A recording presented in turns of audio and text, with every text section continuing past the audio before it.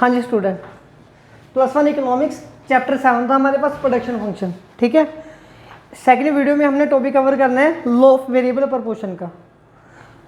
Law of variable proportion सबसे पहले हमारी डेली लाइफ में कहाँ पे एग्जिस्ट कर रहा है, पहले हमने ये चेक करना है। ठीक है, तो मैंने कल एक सिंपल सा क्वेश्चन पूछा था आप लोगों से कि पहले मुझे ये बताइए कि जितने ज़्यादा नंबर ऑफ पर्सन मैं किसी काम को पूरा करने के लिए लगाऊंगा वो उतना टाइम कम लेंगे, और जितने कम पर्सन उस काम को करने के लिए लगाऊंगा तो टाइम उतना ज़्यादा लगेगा। ठीक है, ये स्टेटमेंट आपको कल सही लगी थी। फिर मैंने बोला था कि इसमें कोई ना कोई मिस्टेक है या नहीं, तो आपने बोला सर बिल्कुल सही है। फिर मैंने आपको सेकंड एक्टिविटी पूछी है कि मैंने बोला कि सपोज कर लो हमारे पास एक रूम है, हमने उसको पेंट करना है। अगर मैं उसके लिए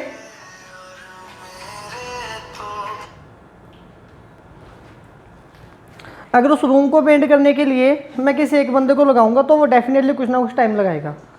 अगर मैं 2 बंदों को लगाऊंगा तो थोड़ा जल्दी पेंट हो जाएगा। अगर 3 बंदों को लगाऊंगा और जल्दी पेंट होगा। 4 को लगाऊंगा और जल्दी हो गया। लेकिन जब 5 पर्सन आएंगे, 5th पर्सन आएगा तो मे बी उनमें लड़ाई झगड़ा रहेगा कि काम तू कर। 6 लगाऊंगा तो और भी लड़ाई झगड़ा होगा। मतलब कि अगर मैं पर्सन बढ़ाते जा रहा हूँ तो शायद मेरा काम लेट होते जा रहा है। ठीक है, तो ये लॉ ऑफ वेरिएबल प्रपोर्शन का यहाँ पे एक मतलब कि एक एग्जांपल है। लॉ ऑफ वेरिएबल प्रपोर्शन भी हमें यही बताता है, वो बोलता है कि जैसे आप number of worker, number of labour, ठीक है, इंक्रीज करते जाओगे एक पर्टिकुलर क्वांटिटी तक, तो आपकी टीपी जो टोटल प्रोडक्शन है वो इंक्रीज होगी एट इंक्रीजिंग रेट।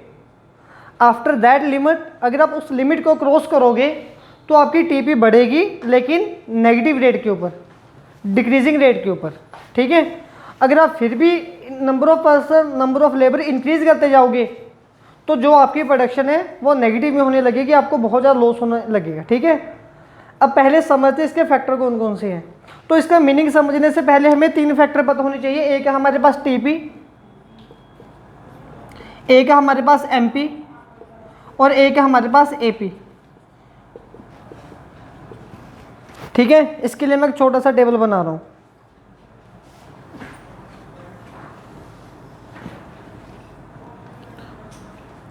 सपोज कर लो कि हमारे पास, मैं यहाँ पे नंबर ऑफ लेबर, ठीक है, कि मैं कितने नंबर ऑफ लेबर लगाते जा रहा हूँ किसी काम को पूरा करने के लिए, और वो मुझे कितने प्रोडक्शन करके दे रहे हैं, दैट इज़ टीपी।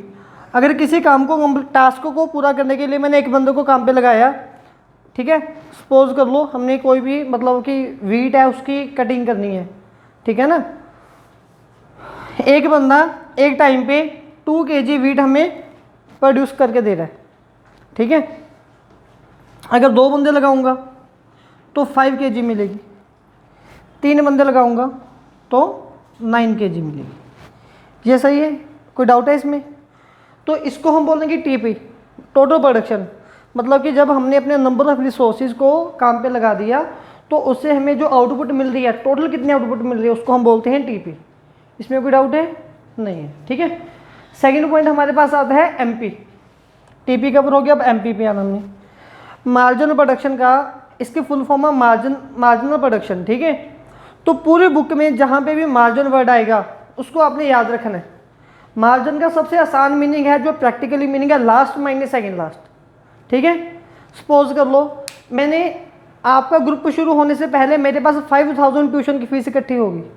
ठीक है, जब आप में से कोई एक बच्चा आया तो मेरे पास 2000 और आ गए, तो मेरे पास कितनी फ़ी होगी? 7000। तो मुझे कितने का मार्जिन हो गया? 2000 का। लास्ट माइनस लास्ट, अभी कितने हैं कि 7000, उससे पहले कितने थे? 5000। तो मतलब कि लास्ट माइनस सेकेंड लास्ट को हम क्या बोलेंगे? Marginal production. ठीक है, अब ये कैसे निकलती है देखिए। जब आपने एक बंदे को काम पे लगाया तो चलिए खैर फर्स्ट यूनिट पे तो एमपी यही रहेगी। जब हमने दूसरे बंदे को काम पे लगाया तो हमारी प्रोडक्शन में कितना इंक्रीमेंट हुआ? 3 kg। ठीक है, तो एमपी कैसे निकला हमारे पास? 5 - 2 = 3। जब तीसरे बंदे को काम पे लगाया तो 9 - 5 = 4। ठीक है, 9 में से 5 गए 4, इसमें से माइनस करना है।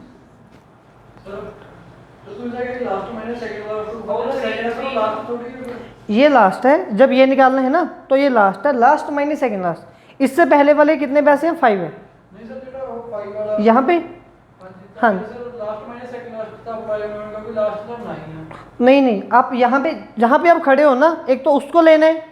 जब आप सेकंड प्रोडक्शन पे खड़े हो तो आपके लिए सेकंड लास्ट है। आपने ये नहीं देखना कि नीचे भी कुछ है। जिस भी प्रोडक्शन को आप, इसका जनरल फॉर्मूला एमपी का निकालने का फॉर्मूला होता है TPN माइनस TPN माइनस 1। अब जिन बच्चों को मैथ्स ही समझ नहीं है, उनको फॉर्मूला भी समझ में नहीं आता, तो उनको समझाने के लिए हम बड़ी आसानी से लिख देते हैं कि अगर आपने MP2 निकालना है, मतलब कि MP की सेकंड टर्म निकालनी है, तो आप क्या करो, लास्ट मतलब कि ये टर्म वाली AP में से इससे ऊपर वाली AP टर्म माइनस कर दो। तब क्लियर है? तो ये हो गए। लास्ट होता है हमारे पास एवरेज प्रोडक्शन। फिलहाल हमने अगर यूटिलिटी वाला चैप्टर किया हुआ है तो वहाँ से इनका रिलेशनशिप सेम है। जब आपने MP निकालना है तो TP को माइनस करो, या अगर MP गिवन है और TP निकालना है, ठीक है, फिर वहाँ से TP कैसे निकलेगा? जितने भी आपने TP निकालने हैं तो MP का प्लस कर दो, summation of MP equals to TP। Suppose कर लो कि आपने TP की थर्ड टर्म फाइंड करनी है, ठीक है, तो MP की पहली 3 टर्म को ऐड कर दो, मतलब कि MP1 MP2 MP3, ठीक है। चेक कर लेते हैं बन भी रहा है या नहीं बन रहा। ये थर्ड टर्म पे मुझे पता नहीं है कि TP कितना है, इसके अकॉर्डिंग क्या है, MP की 3 टर्म को ऐड करो, 2 + 3 कितना बना? 5, 5 + 4 कितना बना? 9। यहाँ पे 9 ही तो था, ठीक है। अगर TP2 ये फाइंड करना है तो ये कैसे आएगा? 1 + 2, तो इन दोनों को प्लस करो, 2 + 3 कितना बना? ये सही है। लास्ट बचा एवरेज प्रोडक्शन। अब एवरेज प्रोडक्शन कैसे निकलती है? मान लो कि हमने माना कि हर एक बंदे ने बराबर बराबर काम किया है, लेकिन ऐसा ज़रूरी तो नहीं होगा। सपोज कर लो कि सबने बराबर बराबर काम किया, तो जब हम एक बंदे को प्रोडक्शन पे लगा रहे थे काम पे, तो कितनी प्रोडक्शन मिल रही थी हमें? AP का फॉर्मूला है TP/Q। AP एवरेज प्रोडक्शन, ठीक है, Q फॉर क्वांटिटी या फिर क्वांटिटी ऑफ लेबर या नंबर ऑफ लेबर, ठीक है। चाहे आप TP/N लिख दो, वो आपकी मर्जी है। N means number of labour. तो 2/1 कितना बना हमारे पास? 2। और जब हमने यहाँ पे निकालिए तो 5/2 कितना आंसर आएगा? 2.5। नेक्स्ट 9/3, तो ये आ गया एवरेज प्रोडक्शन, ठीक है। पहले एवरेज प्रोडक्शन कैसे निकलेगी? TP को डिवाइड कर देना है लेबर के साथ। अगर आपने AP3 फाइंड करनी है, ठीक है, AP3 फाइंड करनी है तो TP3 को डिवाइड कर दो Q के साथ। AP2 फाइंड करनी है, TP2 को डिवाइड कर दो Q2 के साथ, ठीक है, मतलब कि नंबर ऑफ लेबर के साथ। यही सी अभी मेन पॉइंट है कि इस क्वेश्चन की डेफिनेशन हमने कैसे लर्न करनी है, क्या है। उसके लिए 2 ऑप्शन है आपके बुक में, या तो एक बॉक्स गिवन है, वो बॉक्स वाली डेफिनेशन को रट्टा लगा लो, या एक उससे भी अच्छा मेथड है।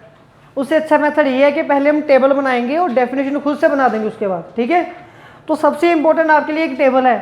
आपके बुक में 4 से 5 टेबल गिवन है, हम एक ही टेबल बनाएंगे, एक टेबल से हमारे आगे वाले सभी कॉन्सेप्ट कंप्लीट हो जाएंगे। तो ये टेबल और डायग्राम हमने फिक्स रखनी है, सेम रखनी है। बुक में सभी टेबल नहीं आपने याद रखने। अगर जो टेबल मैं बनवा रहा हूँ वो बना हुआ ठीक है, नहीं उसको रिप्लेस कर दो इन नंबर के साथ, ठीक है। सबसे पहले हमारे पास फैक्टर कैसे होते हैं? एक तो होते हैं फिक्स्ड फैक्टर और एक होते हैं वेरिएबल फैक्टर, ठीक है। जब हमने प्रोडक्शन करनी है तो 2 फैक्टर का कॉम्बिनेशन होता है, फिक्स्ड का एंड वेरिएबल का। तो चलिए, जो मशीन है कैपिटल है वो फिक्स्ड है या वेरिएबल है? फिक्स्ड है। चलिए कैपिटल, मैं कैपिटल वर्ड यूज़ कर रहा हूँ, मशीन को छोड़ दीजिए, ठीक है, वो गलती से बोला गया। मैं अगर इस रूम में पढ़ा रहा हूँ तो ये रूम मेरे लिए फिक्स्ड फैक्टर है, वेरिएबल फैक्टर है, मतलब कि ये कैपिटल की एग्जांपल है, ठीक है। अब मैं ऐसे ही कर रहा हूँ कि हमने क्या करना है, सपोज कर लो कि हमारे एक शर्ट बनाने की फैक्ट्री है, ठीक है, या उसको छोड़ो कि हम प्रोडक्शन कर रहे हैं, ठीक है, पोटैटो की प्रोडक्शन कर रहे हैं हम। हमारे पास 1 एकड़ ज़मीन फिक्स है, 1 एकड़ ज़मीन है हमारे पास, ठीक है, उसके ऊपर हमने पोटैटो की प्रोडक्शन करनी है, ठीक है। चलिए सबसे पहले मैं यहाँ पे लिखूँगा फिक्स्ड फैक्टर। फिक्स्ड फैक्टर मतलब नंबर ऑफ लैंड्स, मेरे पास कितनी क्वांटिटी है ज़मीन की, ठीक है। सपोज कर लो कि मेरे पास 1 एकड़ ज़मीन है, 1 यूनिट होगी, 2 यूनिट, 3, 4, 5, 6, 7, 8। मैं कोशिश कर रहा हूँ कि 8 पर्सन को काम पे लगाऊंगा, ज़्यादा की ज़रूरत होगी तो हम ज़्यादा कर लेंगे, ठीक है। तो सबसे पहले यहाँ पे क्या हो गया, fixed factor, that is number of land, ठीक है, मेरे पास कितनी ज़मीन है। दूसरा फैक्टर कौन सा आएगा, वेरिएबल फैक्टर। वेरिएबल फैक्टर की एग्जांपल क्या आएगी हमारे पास, नंबर ऑफ लेबर। इस ज़मीन के ऊपर मैं कितने बंदे काम के लिए लगा सकता हूँ, सबसे पहले किसी को भी नहीं लगाऊंगा, ठीक है, 0 बंदे को काम पे लगाया। अगर मैं 1 बंदे को काम पे लगा के देखता हूँ, 2 को लगा के देख रहा हूँ, 3 को, 4। तो सबसे पहले यहाँ पे अगर हम कोई भी बंदे को काम पे नहीं लगा रहे, 1 एकड़ ज़मीन के ऊपर कितने बंदे को काम पे लगाए, 0 पर्सन को, तो कितनी प्रोडक्शन मिलेगी हमें, 0 kg। ये समझ है, इसमें कोई दिक्कत नहीं है, ठीक है। तो फर्स्ट प्रोडक्शन हमें मिल गई 0 kg at 0 labour. Next time पे हमने क्या किया, फिर हमने 1 एकड़ ज़मीन के ऊपर 1 बंदे को काम पे लगा दिया। अभी ये जो नंबर मैं आपको यहाँ पे लिखवाऊंगा वो याद रखनी है, ठीक है, उससे ये टेबल काफ़ी सूटेबल रहेगा, इजी रहेगा। अगर आपको लग रहा है कि ऐसे कैसे ही नंबर लिखने, आप अपनी मर्जी से बना के देखना, जो कन्फ्यूज़न होगी वो पता चल जाएगा, ठीक है। जब 1 बंदे को काम पे लगाया तो 6 kg की प्रोडक्शन, जब 2 बंदों को काम पे लगाया 20 kg की प्रोडक्शन, 3 को लगाया 48, 4th को लगाया 72, नेक्स्ट को लगाया 80, नेक्स्ट को लगाया हमने 84, अगेन 84, और उसके बाद वापस हमारे पास आगे 8 है 80, ठीक है, वो हो गया, ठीक है। अभी ये हमने निकाल ली टीपी, इसके बाद हमने निकालनी है एमपी। अब एमपी को निकालने के लिए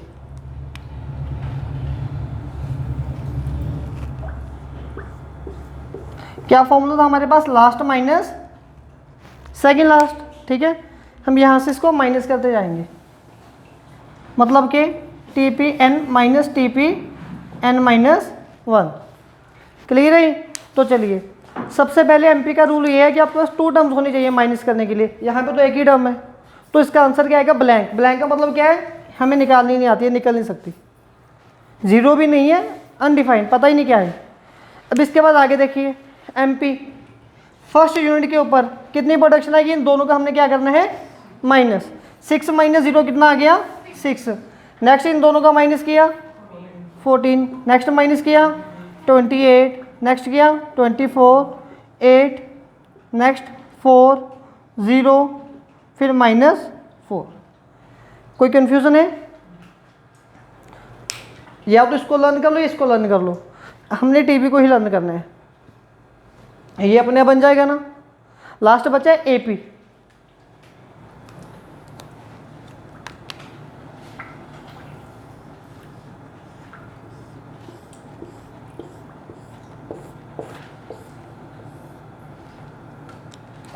अब अगर हमने यहाँ से AP निकालना है, AP का फॉर्मूला क्या था, TP डिवाइडेड बाय Q, या नंबर ऑफ लेबर। तो मतलब कि किस किस को डिवाइड करना है हमने, नंबर ऑफ, इनको, इसको इसके साथ, इसको इसके साथ, ठीक है। जब मैं 0 डिवाइड बाय 0 करूँगा तो ये अनडिफाइंड टर्म है, इसका आंसर भी आ गया ब्लैंक। जो तो 6 डिवाइड बाय 1 किया, 6 डिवाइड बाय 1 क्या बनेगा, 6।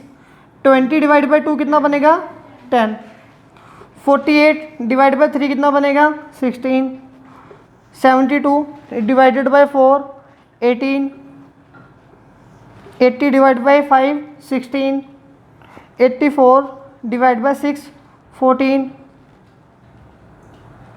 84 divide by 7 12, 80 divide by 8 that is 10। यहाँ तक को कोई कन्फ्यूज़न है आपको? अब यहाँ से बहुत सारे क्वेश्चन निकलेंगे, हर एक क्वेश्चन के लिए हमने यही टेबल अपने सामने रखना है। सबसे पहला क्वेश्चन है what do you mean by law of variable proportion. ठीक है, अब law of variable proportion states that as we increase number of person again and again then TP increase at increasing rate initially. जैसे जैसे हम number of labour को बढ़ाते जाएंगे तब तब हमारी जो टीपी है यहाँ तक जैसे वो इंक्रीज होती जाएगी इंक्रीजिंग रेट के ऊपर। ठीक है, लेकिन अगर हम फिर भी अगेन उसको इंक्रीज करते जाएंगे TP increase eight decreasing rate like this यहाँ तक। After that TP start negative start decrease, TP हमारी डिक्रीज होनी शुरू होती है। इसको मैं हिंदी में समझा रहा हूँ। देखिए ये जो मतलब कि जो प्रोडक्शन थी 1 एकड़ ज़मीन की उसकी आइडियल रेशो थी एक ज़मीन के ऊपर 4 लेबर को काम करने के लगवाने की। जब आपने एक बंदे को काम पे लगाया 6 किलो की प्रोडक्शन हुई, बहुत अच्छी बात है। 2 को लगाया 20 की हुई तो मतलब कि 14 का इंक्रीमेंट हो गया। 3rd को लगाया तो 28 का इंक्रीमेंट हो गया। जब 4th को लगाया तो प्रोडक्शन तो बढ़ी, लेकिन पिछली बार तो 28 नंबर ज़्यादा आए थे, इस बार 24 मार्क्स ज़्यादा आए हैं। तो आप लोग 4 मार्क्स पीछे नहीं चले गए। मतलब कि जो आपकी आइडियल रेशो है वो 28 तक की है। ठीक है, लेकिन इसके बाद अगर 28 तक की आइडियल रेशो है, अब इसके बाद आगे हमारे पास क्या आएगा?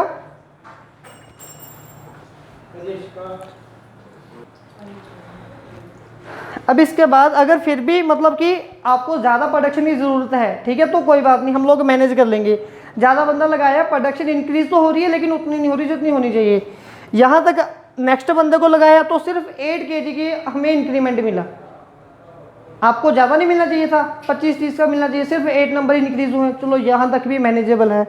जब आपने नेक्स्ट बंदा लगाया 4, जब आप 7th पर्सन को लगा रहे हो वो तो फ्री की सैलरी लेके जा रहा है। 6 बंदे भी टोटल 84 की प्रोडक्शन दे रहे हैं, 7 बंदे भी टोटल 84 की प्रोडक्शन दे रहे हैं, तो 7th बंदे को तो रखना ही नहीं चाहिए। तो जो भी समझदार पर्सन होगा वो 6 लेबर से ही काम लेगा, या वो 3 से लेगा या वो 6 से लेगा। जब हमने 8th पर्सन को लेके आए उसने तो पूरे बेड़ा गर्क कर दिया। तो 7 तक 84 थे, जब वो आए तो मार्क्स हमारे कम हो गए। एटलीस्ट उतने मार्क्स तो आए जितने पहले आ रहे थे। ये चीज़ क्लियर है। और इसी रिलेशनशिप को हम लोग देख सकते हैं एवरेज के हिसाब से। जब तक हमारी एवरेज मतलब कि यहाँ तक हमारी एवरेज इंक्रीज हुई है, इसके बाद हमारी एवरेज डिक्रीज होनी शुरू होगी। ठीक है, ये टेबल की समझ आ गई आपको। अब इसके साथ एक मोस्ट इंपॉर्टेंट टॉपिक है जो आपने डायग्राम बनानी है।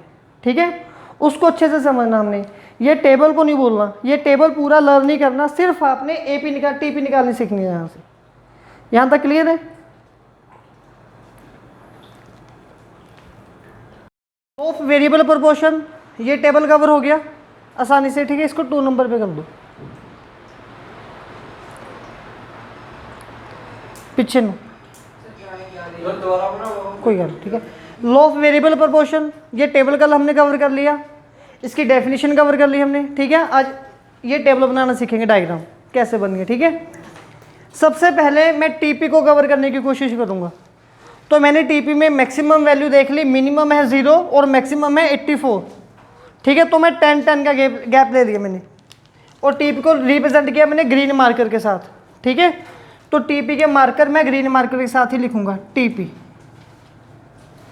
ये सही है, कोई दिक्कत तो नहीं किसी को यहाँ पे? चलो ठीक है, पहले हमने टीपी का ग्राफ बनाना है और यहाँ पे मैंने लिख दिया नंबर ऑफ वेरिएबल फैक्टर्स।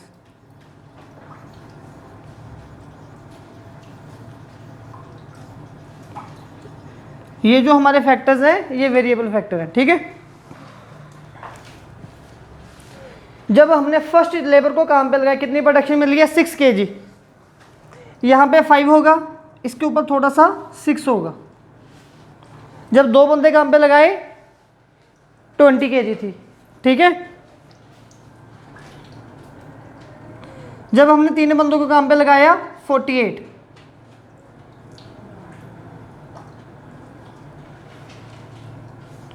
जब हमने 4 को काम पे लगाया था 72, 71, 72।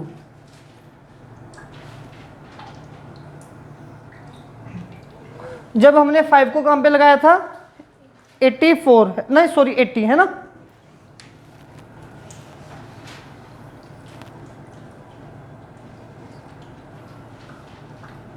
जब हमने 6 को काम पे लगाया तो हमारे पास बने थे 84। जब हमने 7 को काम पे लगाया अगेन 84। जब हमने 8 को काम पे लगाया था दैट इज 80। मेरे पास स्केल वगैरह नहीं है, कोई भी मैथमेटिकल इंस्ट्रूमेंट नहीं है, तो मे भी डायग्राम में मेरे नंबर आगे पीछे हो सकते हैं, ठीक है। लेकिन आपने प्रॉपर स्केल और पेंसिल के साथ इसको बनाना है और सभी पॉइंट आसपास रहने चाहिए। यहाँ तक क्लियर है? नहीं जी, शीट पे बनेगा ये, ठीक है। छोटे बच्चे अभी हम इसको ज्वाइन कर दो। तो ये आ गया आपके पास टीपी, ठीक है। तो टीपी डायग्राम हमारे पास ऐसे बन रही है। इसमें किसी को कोई कन्फ्यूजन है? चलो नहीं है। दूसरा हमने ग्राफ प्लॉट करना है एमपी का। एमपी में मैक्सिमम वैल्यू देखिए कितनी है 28, ठीक है। तो एमपी में मैं 5 का डिफरेंस ले देता हूँ और उसको बना रहा हूँ मैं नीचे। एमपी के लिए मुझे ब्लैक मार्कर चाहिए, मैंने ब्लैक के साथ रिप्रेजेंट किया इसको, ठीक है। यहाँ पे मैं लिख रहा हूँ एमपी, ये हो गया 5, 10, 15, 20, 25, 30, ठीक है। और ये भी हो गया number of variable factors.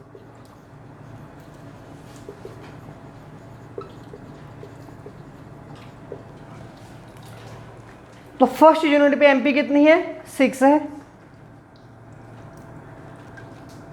Second पे एमपी कितनी है मेरे पास 14। थर्ड पे एमपी है 28। फोर्थ पे है 24।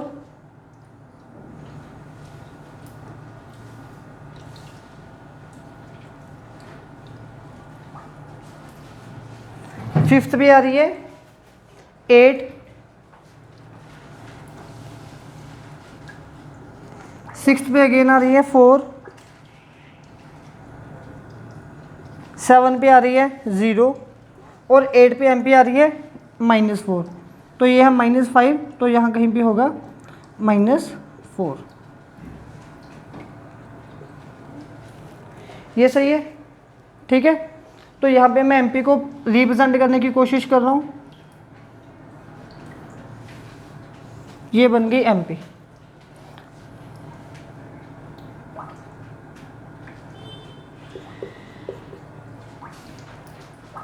कोई कंफ्यूजन है यहाँ पे? नहीं है, ठीक है। तो ये एमपी आ गई।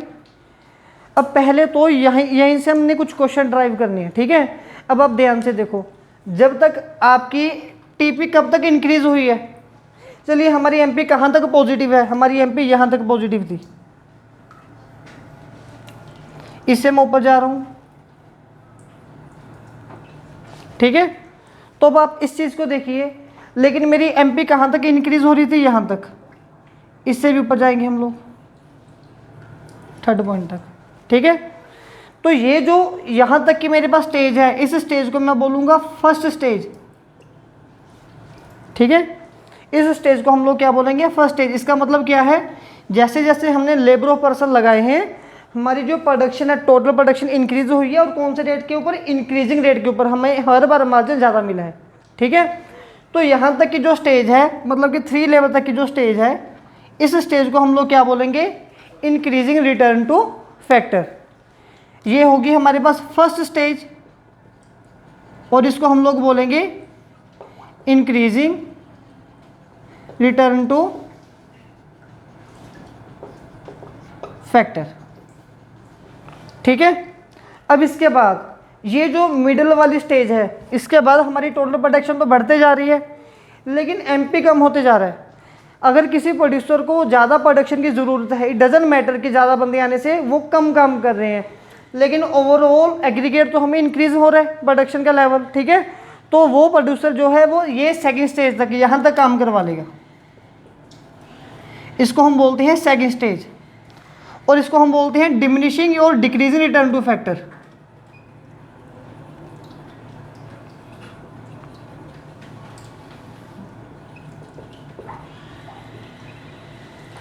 समझ गए आप? इसको हम क्या बोलते हैं?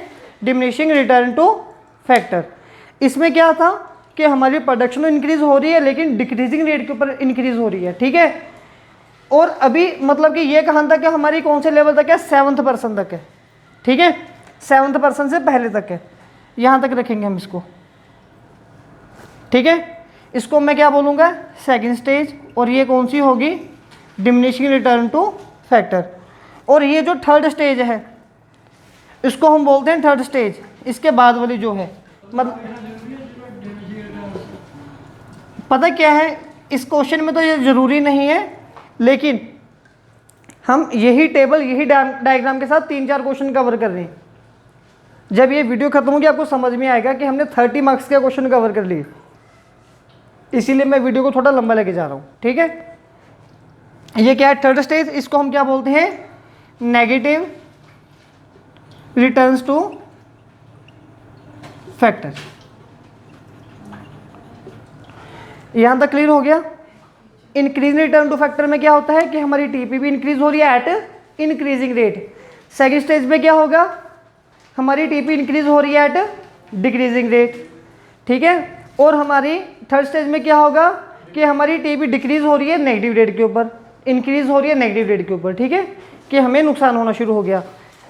ये तो था लॉ ऑफ वेरिएबल प्रपोर्शन की डायग्राम टेबल हमारे पास, ठीक है। अब इसमें आप बोलोगे सर हमने एपी का यूज़ तो किया ही नहीं, एपी नहीं हम लोग यूज़ करते, ठीक है। एपी का क्वेश्चन बाद में कॉन्सेप्ट आता है। अब हमें सबसे पहले का क्वेश्चन बन के आ रहा है, write down the main cases for increasing return two factor. वो कौन कौन से केसेस हैं या कॉजेज होंगे जिनकी वजह से हमें पहले दर्जे की प्रोडक्शन मिलेगी, फर्स्ट क्लास प्रोडक्शन मिलेगी। आपको कोई पॉइंट पता है कुछ ऐसे? वो कौन से रीजंस हैं, कौन से कारण हैं जिनकी वजह से हमें फर्स्ट स्टेज की प्रोडक्शन मिलेगी, मतलब कि हमारा काम बहुत अच्छा जाएगा। चलिए, एक तो लेबर लिमिटेड मतलब कि फिक्स रेशो होगी, गुड फर्टिलाइजर, चलो ये तो ऐड थी 2 मिनट की, ठीक है। तो इसके 3 पॉइंट्स हमने लिखने हैं, कहीं पे स्पेस है यहाँ पे, वो साइड पे मैं लिख सकता हूँ, ठीक है। Please shut up. हाँ जी, सबसे पहले तो हम यहाँ पे, मेरे पास इतनी सी स्पेस है, यहाँ पे लिख रहा हूँ कि फर्स्ट स्टेज के कौन कौन से कॉजेज होंगे। सबसे पहला पॉइंट मेरे पास ये है कि जब तक हम हमारी लेबर का फुलर यूटिलाइज करते रहेंगे तब तक वो हमें दी बेस्ट काम देते रहेंगे। ना what do mean by fuller utilisation? देखा रियल लाइफ में कहीं पे भी? कौन सा? ज़्यादा से ज़्यादा काम करवाएंगे। आपने कभी गन्ने का रस पिया? वो गन्ने से रस निकालता देखे? जब वो गन्ने से रस निकाल देता है उसके बाद जो रॉ मटेरियल बचता है वहाँ पे मक्खियाँ वगैरह कीड़ियाँ वगैरह आती हैं, उनको बिल्कुल भी रस नहीं मिलता। क्यों? पूरा निचोड़ देता वो, मतलब कि फुलर यूटिलाइजेशन ऑफ रिसोर्सेज। वो जितना जूस निकाल सकता है उतना रस निकाल देता वहाँ से। समझ गया बात? इस प्रोसेस को हम लोग क्या बोलते हैं? Fuller utilisation of resources. कि जितने एक लेबर से आप जितना मैक्सिमम काम आप ले सकते हो उतना काम लीजिए। अगर आप उससे उतना ही काम लेते रहोगे तो आपको क्या मिलेगा? Fuller utilisation of resources. Clear है? ये पहला पॉइंट हो गया। दूसरा पॉइंट तो यहाँ पे मैं हेडिंग लिखूंगा, लिख लो। फर्स्ट पॉइंट है फुलर यूटिलाइजेशन ऑफ रिसोर्सेज, ठीक है।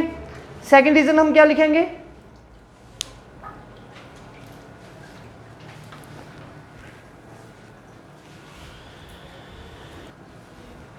तो पहला पॉइंट हमारे पास क्या आ गया? इंक्रीज रिटर्न टू फैक्टर का सबसे पहला पॉइंट है हमारे पास फुलर यूटिलाइजेशन ऑफ रिसोर्सेज, ठीक है। अब दूसरा पॉइंट, सेकंड पॉइंट हमारे पास क्या आएगा? Better coordination between labour and factor. मतलब कि जो आपके पास लेबर है और जो आपके पास फैक्टर है, रिसोर्सेज हैं, अगर उनको वो रिसोर्सेज चलाने आते हैं बहुत अच्छे तरीके से तो आपको बेस्ट रिजल्ट बना के देंगे। मान लो आपने कोई भी कम पढ़ा लिखा के क्लर्क रख लिया, या आपने कोई मतलब कि लेबर रख ली और उसको बोल दिया कि ट्रैक्टर है आपके पास, लेकिन उसको ट्रैक्टर चलाना नहीं आता, तो वो पहले दर्जे की प्रोडक्शन कभी भी नहीं दे पाएगा। आप जो रिसोर्सेज उसको दे रहे हो उसको उनसे काम लेना आना चाहिए, समझ गए? ठीक है, तो दूसरा पॉइंट हमारे पास क्या आएगा? Better coordination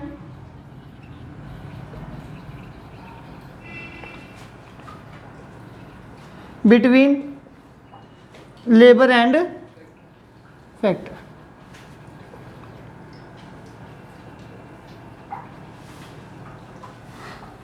third point, proper division of labour. Proper division of labour का मतलब क्या होगा? जहां पे जिस जगह पे जितने बंदों की जरूरत है बस उतने ही बंदों को काम करने के लिए छोड़ो। ठीक है, अगर हमने इस रूम को पेंट करना है और मैं बोलूँगा इस रूम में 3 बंदे को छोड़ दो, तो डेफिनेटली वो दोनों तीनों बातें करते रहेंगे। अगर एक रूम में एक ही बंदा काम कर रहा है तो वो बातें नहीं करेगा किसी से भी, वो अपने काम में बिजी रहेगा। समझ गए आप? ठीक है, तो थर्ड पॉइंट हमारे पास क्या आएगा? Proper division of labour.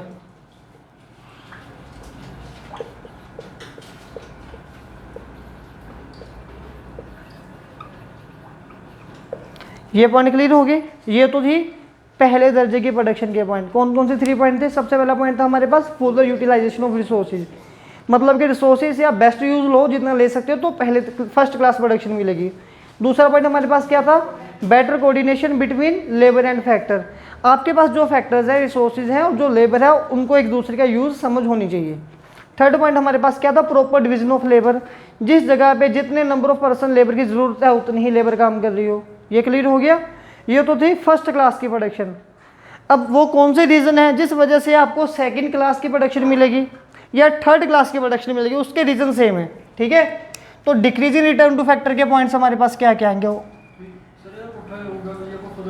Very good, बस हमने क्या करना है, इसको ऑपोजिट कर देना है।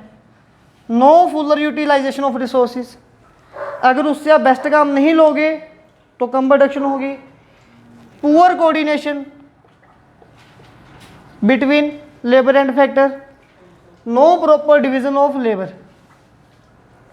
ठीक है, तो आपको क्वेश्चन आता 6 मार्क्स में कि बताइए इंक्रीजिंग रिटर्न टू फैक्टर का मतलब क्या है, तो ये टेबल बनाना है, रिप्रेजेंट करना वो लिखनी है। डिमिनिशिंग रिटर्न टू फैक्टर क्या है? टेबल बनाना है, वो जम्पशन लिखनी है, डायग्राम बनानी है। ठीक है, फिर लो ऑफ वेरिएबल प्रोपोर्शन था, टेबल डायग्राम बनानी है, ये ऐसे लेबलिंग करनी है। ठीक है, लास्ट पॉइंट आ गया हमारे पास relationship between TP and MP और relationship between AP and MP. ठीक है, सेकंड और थर्ड का सेम है, अगर आप सेकंड में भी थर्ड में भी। लास्ट क्वेश्चन है इसके बाद। नेक्स्ट है relationship between TP and MP. 6 marks में क्वेश्चन आ जाता है, 3 मार्क्स में आ जाता है। ठीक है, अगर ये टेबल बन गया, इसी से मैं सारे क्वेश्चन ड्राइव करते जा रहा हूँ। इस टेबल को ध्यान से रीड करो, टीपी एंड एमपी को। ठीक है, ये रहा टीपी और ये रहा एमपी। अब देखिए, सबसे पहले TP can be obtained from MP. पहले अपने लिखना है TP can be obtained from MP. How? कैसे? TP N equals to summation of MP N, मतलब कि जो भी टीपी टर्म आपने फाइंड करनी उतनी एमपी का प्लस कर दो। इसका मतलब क्या है कि अगर आपने टीपी थर्ड टर्म फाइंड करनी है तो आप क्या करोगे? MP1 plus MP2 plus MP। समझ गए? दूसरा पॉइंट, सेकंड पॉइंट क्या आएगा हमारे पास? टीपी एंड एमपी में क्या रिलेशनशिप है? Similarly MP can be find from drive from TP. MP को हम लोग फाइंड कर सकते हैं टीपी से। कैसे? अगर MP2 फाइंड करना है सेकंड टीपी से फर्स्ट टीपी, मतलब कि लास्ट माइनस सेकंड लास्ट, वो माइनस कर दो, 2 रिलेशनशिप हो गए। अब तीसरे थर्ड रिलेशनशिप पे आइए, टेबल देखिए ध्यान से। वेन एवर टीपी पॉजिटिव, यहां तक ये पॉजिटिव है। ठीक है, 0 नो नेगेटिव होता है। जब तक हमारी एमपी पॉजिटिव है, टीपी देखिए 0, 6, 20, 48, 72, 80, 84 क्या हो रहा है? इंक्रीज हो रहा है। मीन टू से when ever MP positive TP increase. Fourth point, when ever MP 0, TP क्या है? नो, टीपी क्या है? मैक्सिमम। ठीक है, लास्ट पॉइंट MP नेगेटिव तो TP स्टार्ट डिक्रीज। जब MP नेगेटिव होगी तो TP कम होना शुरू कर रही है। या तो ये टेबल से समझ लो या ये डायग्राम से समझ लो। जब तक आपकी MP थी पॉजिटिव, TP बढ़ते जा रही है। जब MP हुई 0 तो TP कांस्टेंट हो गई, मतलब कि मैक्सिमम हो गई। जब MP हमारी नेगेटिव होगी तो TP नीचे गिरना शुरू हो गई। या डायग्राम से समझ लो या टेबल से समझ लो। टेबल ज़्यादा इजी है क्योंकि डायग्राम थोड़ा बनाओगे, डायग्राम तो इसके बाद का प्रोसेस है। अगर रिलेशनशिप आ गया तो टेबल से वो समझ आ जाएगा। क्या बोले थे बंता? ये वाला दोनों। जब आपके पास MP 0 है तो TP की वैल्यू क्या है? वो मैक्सिमम है, ठीक है। और जब MP नेगेटिव है तो TP डिक्रीज होना शुरू होगी। ये रिलेशनशिप हो गया। लास्ट क्वेश्चन है relationship between AP and MP। तो वो मैं ऐसे बोल देता हूँ। फर्स्ट पॉइंट हमने लिखे ना, both can be derived from TP। AP को भी आप TP से फाइंड कर सकते हो और MP को भी आप TP से फाइंड कर सकते हो। कैसे फाइंड होगा वो मैं रेड मार्कर से लिख रहा हूँ, ठीक है। बोथ AP TP से निकलता है TP/Q करके और MP निकलता है TP को माइनस करके। फर्स्ट पॉइंट हो गया। अब बाकी के 3 पॉइंट है। देखिए जब MP इंक्रीज हो रहा है, अब इसके लिए मैं AP की भी आपको डायग्राम बना के दिखा देता हूँ, लेबल कर देता हूँ। AP रेड मार्कर के साथ है, 1 के साथ 6 रहा, 2 के साथ कितना है? ये 10 है, 3rd के साथ ये आ रहा है 16 और 4th भी आ रहा है 18, 5th भी आ रहा है 16।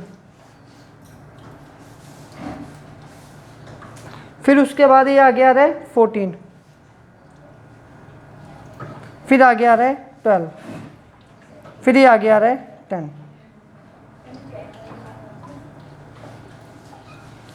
ठीक है। तो जब मैं AP को ज्वाइन कर रहा हूं लाइक दिस, ये बन गया AP, ठीक है। अब आप ध्यान से देखिए, जब MP स्टार्टिंग में क्या हो रहा है? 6, 14, 28 बढ़ रहा है ना, इंक्रीज हो रहा है। तो AP भी इंक्रीज हो रहा है, 6, 10, 16। लेकिन ज़्यादा तेज़ी से कौन दौड़ रहा है? MP या AP? यहाँ पे देखिए तेज़ी से कौन ज़्यादा दौड़ रहा है? सेम नंबर से भागना शुरू किया 6, 6, इसके बाद कितने मार्क्स से बन गए? 14, 10, 28, 16। तो यहाँ तक दोनों आगे बढ़ रहे थे, तो MP ज़्यादा फास्ट भाग रहा है। तो सेकंड पॉइंट हम लिखेंगे when AP increase MP increase more fast, ठीक है, मोर फास्टली, ठीक है। सेकंड पॉइंट, अब दोनों ने कम होना शुरू कर दिया तो AP MP से क्या हो गया? 24, कितने नंबर डिक्रीज हुआ? 4 नंबर, आगे 16 नंबर और आगे 4 नंबर। और जब AP कम हो रहा है, AP देखिए 2 नंबर कम हो रहा है। तो जब MP आगे निकल रहा था तब भी आगे भाग रहा है, जब पीछे वापस आना तब भी MP ज़्यादा तेज़ी से कम हो रहा है। तो अब लिखोगे if AP decrease MP decrease more fastly. जब दोनों इंक्रीज हुए तो तेज़ी से कौन इंक्रीज हुआ? MP। जब दोनों डिक्रीज हुए तो कौन डिक्रीज हुआ? तो भी MP। तो इसके 3 पॉइंट है रिलेशनशिप के। ये क्लियर हो गया। ये लॉ ऑफ वेरिएबल प्रोपोर्शन जो हमने पढ़ा है, ये कौन सी जगह पे ये पोस्टपोन हो सकता है, कब ये फेल हो सकता है, ठीक है। ये जो लॉ ऑफ वेरिएबल प्रोपोर्शन है हमारा, ये क्या हर बार ऐसे ही रहेगा? कभी ना कभी ये पोस्टपोन भी हो सकता है। कब पोस्टपोन हो सकता है? या तो जब हमारे मतलब कि टेक्निक चेंज हो जाए प्रोडक्शन की, तब हमें ये नंबर सेम नहीं रहेंगे। या आपको कुछ अच्छे सब्स्टिट्यूट मिल जाए, ठीक है, लेकिन उनका मिलना जरूरी नहीं है, वो पॉसिबल नहीं है, क्योंकि अच्छे सब्स्टिट्यूट को देख के टेबल बनाया हुआ है हमने, ठीक है। इसकी जो अजम्पशन होती है टेबल की, वो अजम्पशन क्या होती है कि रिसोर्सेज हमें स्टार्टिंग में गिवन होने चाहिए और फुल यूटिलाइजेशन होना चाहिए, तब ये टेबल पॉसिबल रहेगा, ठीक है। पूरा चैप्टर इस टेबल के साथ मैंने खत्म कर दिया। बुक में कुछ भी ढूंढना वो इसी टेबल में आपको इसका आंसर मिलेगा, ठीक है जी।